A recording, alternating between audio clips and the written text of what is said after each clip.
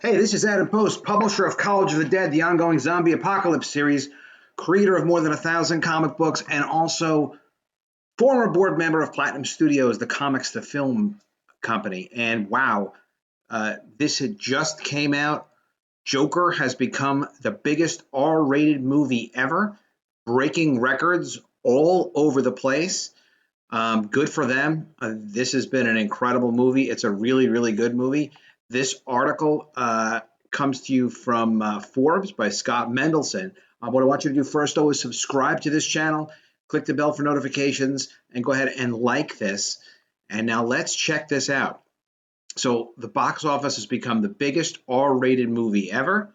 Obviously, the biggest R-rated superhero movie, the biggest a lot of things, but it's the biggest R-rated movie of all time. Comic book films are dominating on an unprecedented scale, but folks will sample anything as long as it's encased with a Marvel or DC movie.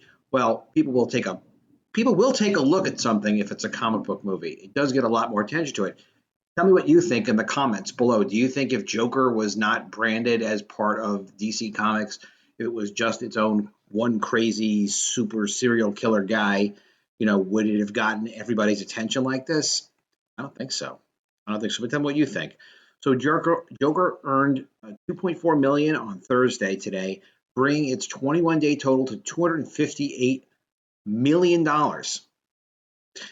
If it doesn't stop doing business, it will actually beat Captain America: The Winter Soldier, The Amazing Spider-Man by tonight. The film had $778 million worldwide as of Wednesday, and it's now earned almost $800 million worldwide. It put it right above Deadpool from 2016, $782 million. And Deadpool 2, 785 million. How cool is that? That Deadpool kind of stayed in that same number. So Joker is now the biggest R-rated movie for all time, not including inflation. It hasn't been that much inflation anyway recently. Fun fact: it even needed a few more hours to pass the.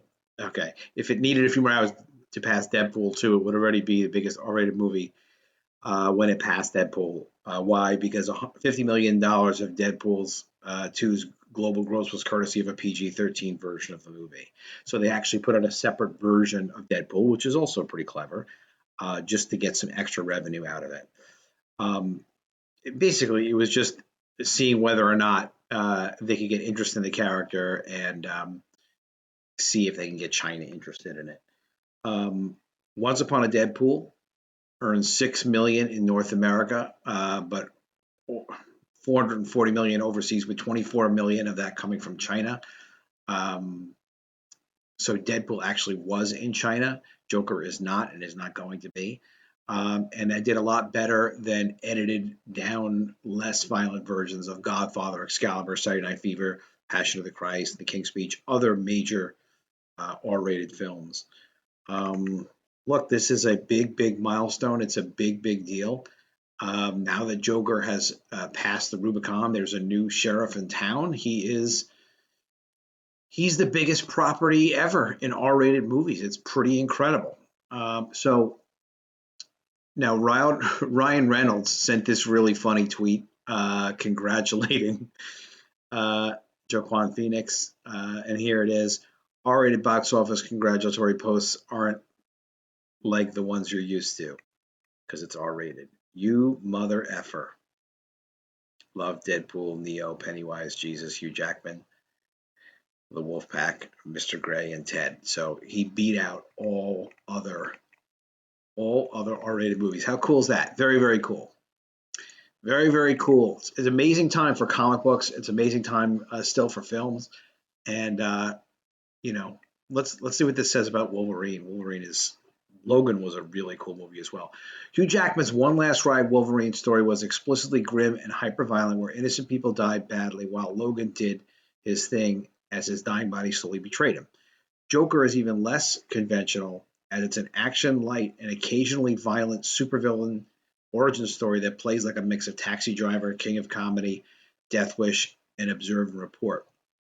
Even American Sniper's total, whose 350 million total Joker won't touch, was comparatively conventional superhero action hero drama wrapped up in a nationalistic real life biopic.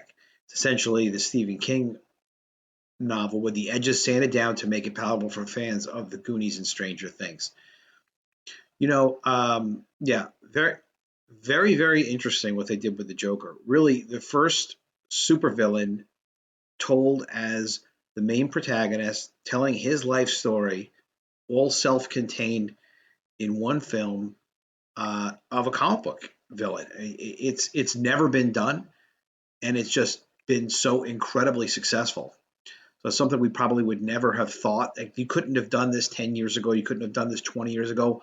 Why? Because everyone had thought comics were for kids, right? Tell me in the description below, in the comments below, excuse me, if you think that we didn't used to hear everywhere, comics are for kids, comics are for kids. It's like all the adults have now turned into kids, and comics have just gotten darker, right? Because really, there's no one that says comics are for kids. I mean, it'd be great if kids could pick up comics and read them, right? But mostly kids aren't reading comics. Mostly it's adults reading comics.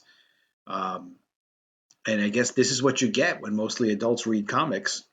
People kind of, there was some talk about potential violence around the Joker screenings and whatnot, but basically, you get comic books being made for adults and comic book movies being made for adults, and apparently they're making hundreds of millions of dollars. And so what are we going to start making for kids?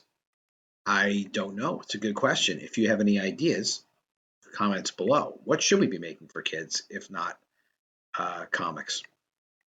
I mean, maybe it's for everyone now, but no, these are definitely darker and darker stories. Joker is not a movie for a kid.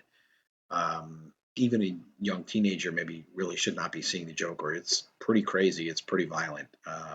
Pretty mind-bending, nutty movie. But tell me what you think. And also check out College of the Dead, my graphic novel series. I want to show you what the prototypes look like. I worked really hard on these. And again, be sure you subscribe to the channel.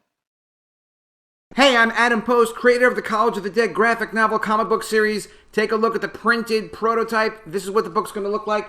And we've got the 100-page ashcan book of College of the Dead. This shows how we made the book. It's got all the script and layouts. It's really, really educational, and it's really great behind-the-scenes stuff. And we have the art book, which is an 8.5 by 8.5 black and white book. It's all the art without any lettering. A really terrific book, too.